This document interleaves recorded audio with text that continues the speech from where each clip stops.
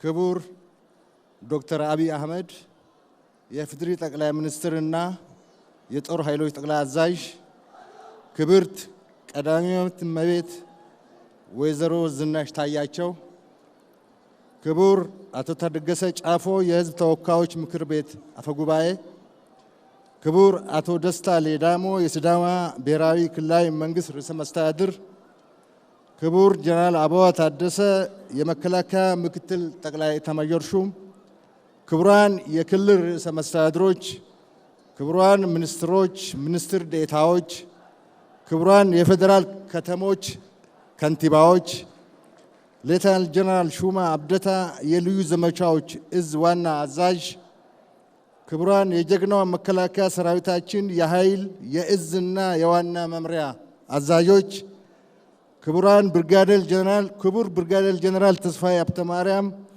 የህብረተሰባዊ ኢትዮጵያ ጀግና ሜዳይ ተሸላሚ፣ የተከበራችሁ የፌዴራልና የክልል የጸጥታ ተቋማት አመራሮችና አባላት፣ ክቡራን ከፍተኛ የመንግስት የሥራ ኃላፊዎች፣ ክቡራን የሐዋሳ ከተማ አስተዳደር ኃላፊዎችና የሥራ አመራሮች፣ የተከበራችሁ የሃይማኖት አባቶች፣ አባገዳዎች፣ የሀገር ሽማግሌዎች፣ ውድ የዚህ በዓል ባለቤት የሆናችሁ የልዩ ዘመቻዎች እዝ አመራሮችና አባላት፣ የተወደዳችሁ የጀግና መከላከያ ሰራዊታችን ሰራዊት በየደረጃው ያላችሁ አመራርና ሰራዊት አባላት በሙሉ፣ ክቡራን በዚህ በዓል ላይ ለመታደም የተገኛችሁ የሐዋሳ ከተማ አካባቢ ነዋሪዎች፣ ክቡራትና ክቡራን፣ ከሁሉ አስቀድሜ አገራችን ኢትዮጵያ ከውስጥና ከውጭ የተቃጡባትን የውክልና ጥቃቶች እየመከተች ለተነጻጻሪ ሰላም እንድትበቃ ከዚህ በፊት በሀገራችን ታሪክ ተሞክሮ በማያውቅ ደረጃ ኢትዮጵያ እንድታንሰራራ እያደረገ ያለ የኢኮኖሚ ልማት እንዲሳካ የህይወት መስዋዕትነት በመክፈል የተጋረጠብንን አደጋ በመመከት ለዛሬው 65ኛ ዓመት የልዩ ዘመቻዎች እዝ ምስረታ በዓል በድል በመድረሳችን እንኳን ደስ አላችሁ፣ እንኳን ደስ አለን ማለት እወዳለሁ። ክቡር ጠቅላይ ሚኒስትር፣ ክቡራትና ክቡራን፣ ከ2010 ዓ.ም ለውጥ በኋላ ክቡር ጠቅላይ ሚኒስትር ዶክተር አብይ አህመድ ብለው እንደነበረው እኛ ኢትዮጵያውያን የትልቅ አገር ባለቤትና የትልቅ ህዝብ አገር በመሆናችን የፍትሪ የኢህአዴግ መንግስት የገነባው ሰራዊት ኢትዮጵያን የማይመጥን በመሆኑ መከላከያ ሪፎርም መደረግ አለበት በማለት ባዘዙት መሰረት የመከላከያ ሰራዊት ሪፎርም እንዲደረግና ሰራዊቱ የማንኛውም የብሔር የፖለቲካ ውግንና የሌለው ሀገራዊ ሰራዊት እንዲገነባ በሰጡት አመራር መሰረት ቋሚ ተቋም ያላት አገር እናድርጋት ባሉት መሰረት የልዩ ዘመቻዎች ኃይል፣ የአየር ኃይል፣ የሜካናይዝድ፣ የኤሌክትሮኒክስ ዋርፌር፣ የሳይበር ኃይሎች ላይ በቅድሚያ በመስጠት በምድር ኃይልና በባህር ኃይል እንደ የቅደም ተከተላቸው አተኩረን በመስራት በስትራቴጂው መሰረት ኤሊት የሆነ ፕሮፌሽናል ሰራዊት ግንባታ ስራ እየሰራን መተናል። እርሶ ቀርጸው ጀነራል መኮንኖችን አወያይተው የሰጡንን አደራ ከተቀበልን በኋላ ለውጡን ያልተቀበሉ ተንጠባጥበው የሀገር ግንባታ ራዕይ የገባቸውና የተቀበሉት ጥቂት የጦር መኮንኖችና የሰራዊት አባሎች ከለውጡ ጋር ተያይዞ ለውጥ ለማደናቀፍ የተሰለፈውን ጎራ የፈጠረው ነውጥ እየተከላከልን አመቺ ባልሆነ ሁኔታ ውስጥ ሆነን የሰራዊት ግንባታ እየሰራን እንደመጣን ይታወቃል። በየመንደሩ የነበረው ነውጥ ሳያበቃ ወደ ጦርነት አድጎ በሰሜን ኢትዮጵያ መጠነ ሰፊ ጦርነት እያካሄድን ባልተለመደ ሁኔታ በጦርነት ውስጥ የሰራዊት ግንባታ ስራ እየሰራን እንደመጣን እዛው ሳለ ጦርነቱም እንዳሸነፍን ይታወቃል።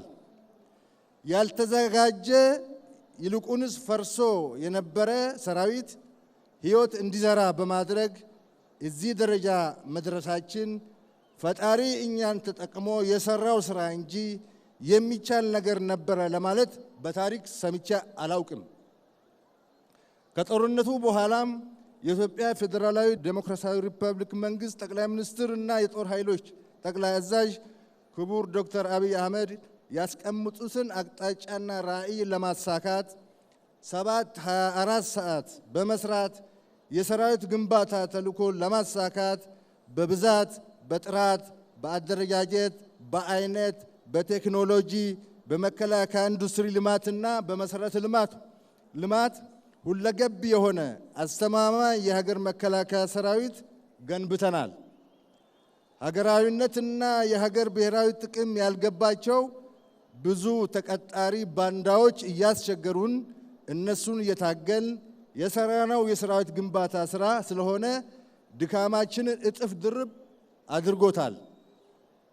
ይሁንና ጦርነትና ውጊያ የማይፈለግ ነገር ቢሆንም ከመጣ አይቀር እየተዋጋን የገነባው ሰራዊት ስታፍ ኮሌጅ አስገብተን በቲዮሪ ብቻ መገንባት ከምንችለው በላይ የሆነ በጦርነት ሂደት ውስጥ የተፈጠረ የተሻለ ሰራዊት የተገነባ መሆኑን በልበ ሙሉነት ማረጋገጥ እፈልጋለሁ።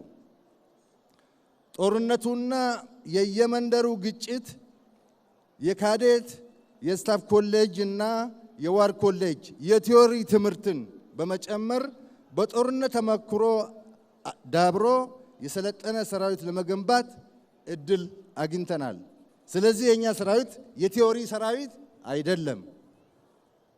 ክቡር ጠቅላይ ሚኒስትር፣ ክቡራትና ክቡራን፣ ዛሬ 65ኛ ዓመት የምስረታ በዓሉን እየከበረ ያለው የልዩ ዘመቻዎች እዝ የብሔርና የፖለቲካ ውግንና ከነበረውና ተበትኖ ከተረፈው አንድ አጋዚ ከሚባል ክፍለ ጦር እርሾ ተወስዶ የተገነባ የልዩ ዘመቻ ሰራዊት ነው።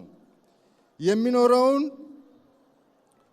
አየር ወለድ፣ የኮማንዶ፣ የስፔሻል ፎርስ እና የጸረ ሽብር ታስክ ተኮር አደራጀትና አይነት ያላቸውን ደርዘን ክፍለ ጦሮችን በመገንባት በእዝ ደረጃ ለመደራጀት በቅቷል። የልዩ ዘመቻዎች እዝ ራሱን በማባዛት ክፍለ ጦሮችን ከመፍጠር ባሻገር ሌላ ጠንካራ የደህንነት ኃይል የሆነውን የሪፐብሊካን ጋርድ አምጦ የወለደ የጦር ክፍል ነው። ባሳለፍናቸው ፈታኝና ጠንካራ ግዳጆች ወቅትም ሁለቱ የጦር ክፍሎች ተቀናጅተው የተሰጣቸውን ግዳጅ በላቀ ጀግንነት በመፈጸም ሀገርንና ሕዝብን አኩርተዋል።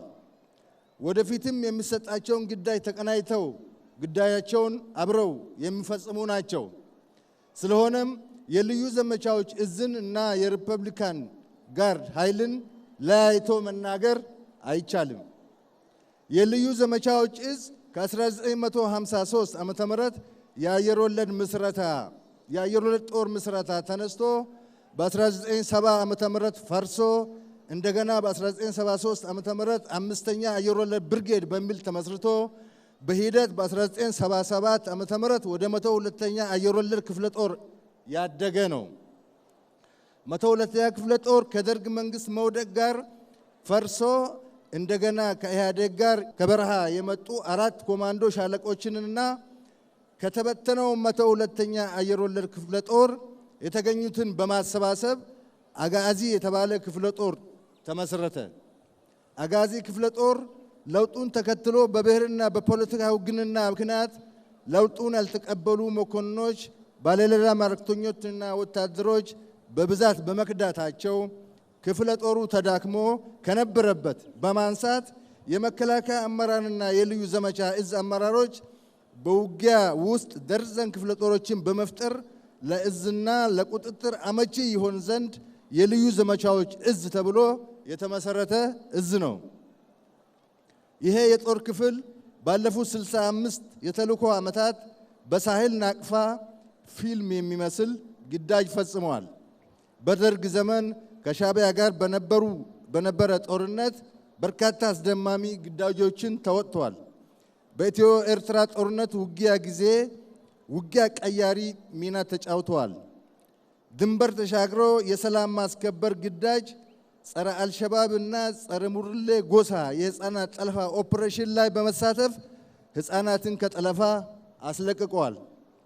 ሰሜን እዝን በመምታት ኢትዮጵያ ላይ በተፈጸመው የክህደት ጦርነት በሁመራ በኩል 5ኛ ሜካናይዝድ ክፍለ ጦርን አስገራሚ ኦፕሬሽን በመፈጸም ክፍለ ጦሩን ከክህደት መንጋጋ አላቀዋል።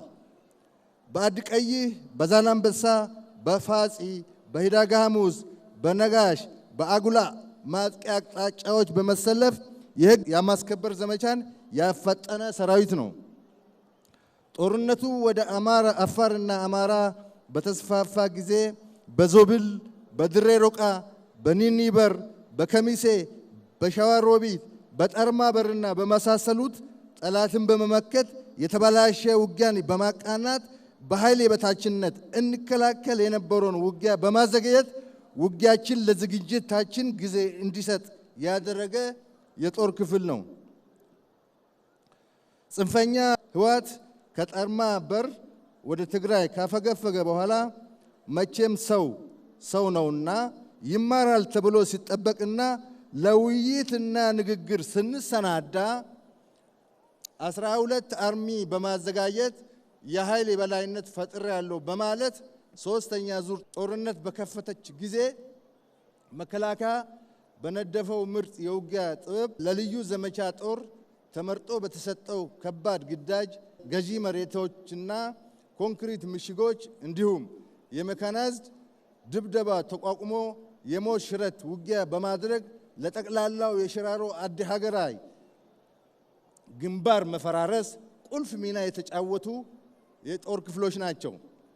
በዚህ ውጊያ የምድር ድሮን የሚባል መጠሪያ ያገኘ የጀግና ሜዳል ተሸላሚ ጀግኖች ያሉበት የቁርጥ ቀን ልጆች ስብስብ የሆነ የጦር ክፍል ነው። ውድ የልዩ ዘመቻ እዝ አባሎች ዛሬ 65ኛ ዓመት የምስረታ በዓላችሁን በልዩ ዘመቻዎች እዝ ጥላ ስር እያከበራችሁ ያላችሁ የአየር ወለድ፣ የኮማንዶ፣ የስፔሻል ፎርስ እና ጸረ ሽብር የጦር ክፍሎች እንኳን ለ65ኛ ዓመት የምስረታ በዓል አደረሳችሁ። ዛሬ ለምርቃት የበቃችሁ የ44ኛ ዙር የኮማንዶ ሰልጣኞች እንኳን ከ65ኛው የልዩ እዝ ዘመቻ ምስረታ በዓል ጋር በተያያዘ በልዩ ድምቀት ለመመረቅ አበቃችሁ።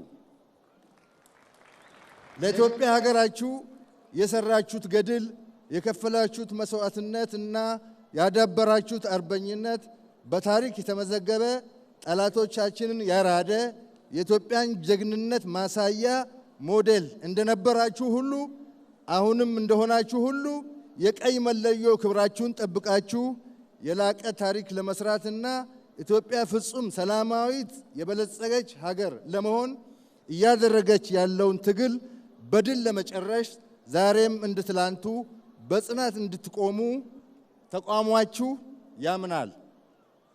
ታሪካችሁ 100 ዓመትና ከዛ በላይ ይሁን። ለቀዩ መለያችሁ ክብር፣ ለእናት ሀገራችሁ ብልጽግናና ለሕዝባችን ህብር በጽናት እንታገል። እግዚአብሔር ከእናንተ ጋር ይሁን። አመሰግናለሁ። ክቡር